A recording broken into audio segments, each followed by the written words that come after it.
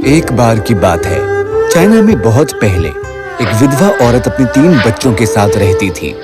Fan, यी और मैं। वो औरत कालीन बनाया करती थी जो अपनी खूबसूरती के लिए बहुत मशहूर थे। वो उन पर फूलों की कारीगरी, कभी पक्षी तो कभी जानवर बनाती। उसके जैसे कालीन कोई नहीं बना सकता था।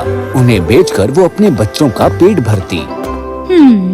आज का काम तो हो गया, अब जाकर कुछ सामान ले आती हूँ। वो बाजार में घूम रही थी कि अचानक उसकी नजर एक तस्वीर पर पड़ी। एक सफेद घर की पेंटिंग जिसके आसपास हरियाली ही हरियाली थी। पक्षी उड़ते हुए नजर आ रहे थे और घर के पीछे से नदी बह रही थी। ये पेंटिंग तो बहुत ही सुंदर है, मैं इसे खरीद लेती हूँ। उसने पेंटिंग खरीदी और घर चली गई। फैन, ये मैं बाहर आओ, देखो मैं क्या।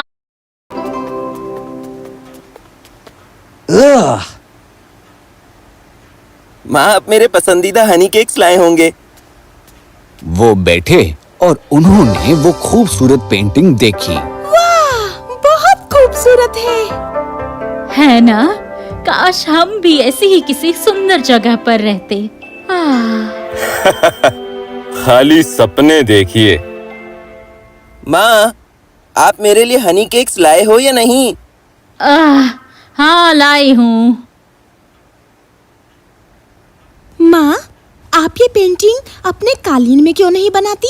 इस तरह से हमें लगेगा जैसे हम उसी जगह पर रह रहे हैं। मैं का दिया हुआ आइडिया उसे काफी अच्छा लगा। तो उस दिन से वो अपने करघे पर बैठकर अपना नया कालीन बनाने में लग गई। 1 महीने बाद एक दिन फैन गुस्से में घर आया। माँ, हम पैसे कमाने के लिए लकड़ी काट काट कर थक गए हैं। हाँ माँ, आप ये कालीन बनाना बंद कीजिए। लगता है ये कभी नहीं बनेगा। मैं, जो अपनी माँ के साथ बैठी थी, उसने उनकी तरफ गुस्से से देखा। कोई बात नहीं माँ, मैं घर का सारा काम संभाल लूंगी। वो अकेली जंगल निकल गई लकड़ी काटने के लिए ताकि अपने परिवार का पेट भर सके। उसने कुछ कालीन भी बनाकर बाजार में बेचे। काश मैं भी माँ जितने सुंदर कालीन बना पाती तो आज शायद ज्यादा पैसे कमाती। विधवा औरत ने लकड़ी जलाकर उजाला किया ताकि वो रात में भी काम कर सके। बनाते बनाते अक्सर उसकी उंगली पर चोट लग जाती, पर उसने हार नहीं मानी। उसे बनाते बनाते 2 साल हो गए। उसने सुंदर नीला आसमान बुन लिया था और लाल रंग के खूबसूरत फूल भी। 3रा साल खत्म होते होते कालीन लगभग पूरा हो गया था। बस ये पूरा हो ही गया। एक आखिरी सिलाई। तभी मैं ने दरवाजा खोला और वो कमरे में आई। ओह माँ, ये बन गया। हाँ, बन गया। देखो कितना प्यारा लग रहा है ना? हाँ, सच में बहुत सुंदर है माँ। फैन और ये देखने के लिए अंदर आए कि आखिर वो दोनों इतने खुश क्यों हैं। वाह, ये सच में बहुत खूबसूरत है माँ।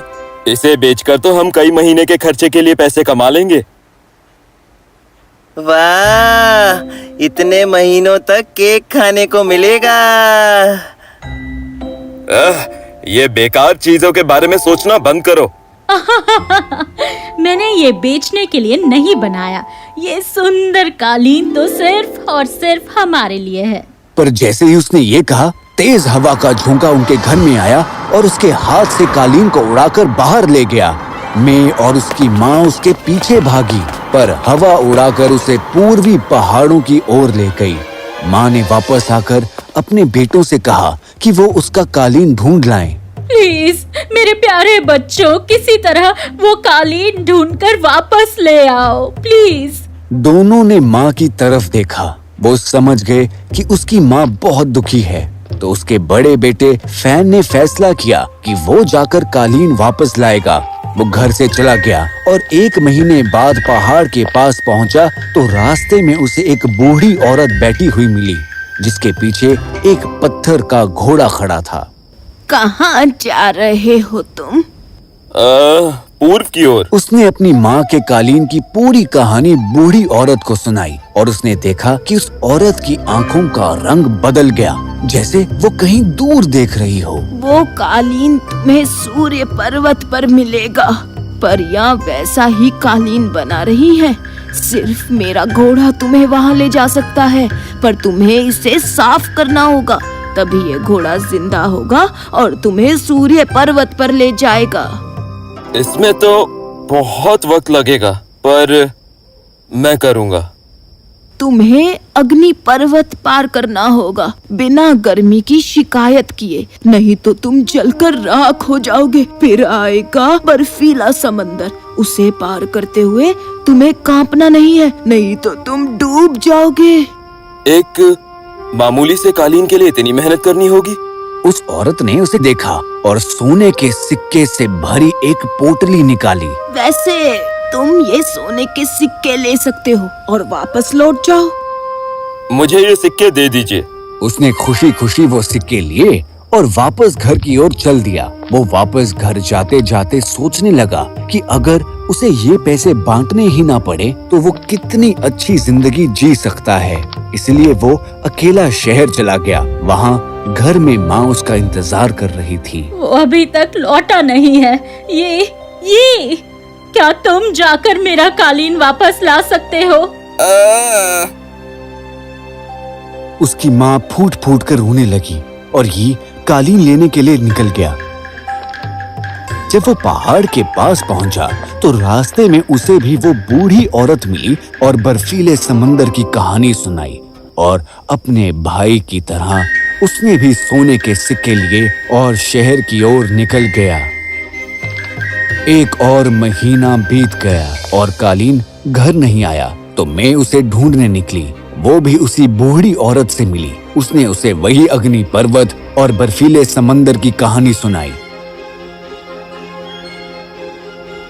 मैंने सुना और तुरंत पत्थर के घोड़े को साफ करने लग गई। देखते ही देखते घोड़ा एकदम चमक गया। उसने उसकी तारीफ की तो घोड़ा हिनहिनाने लगा और जिंदा हो गया।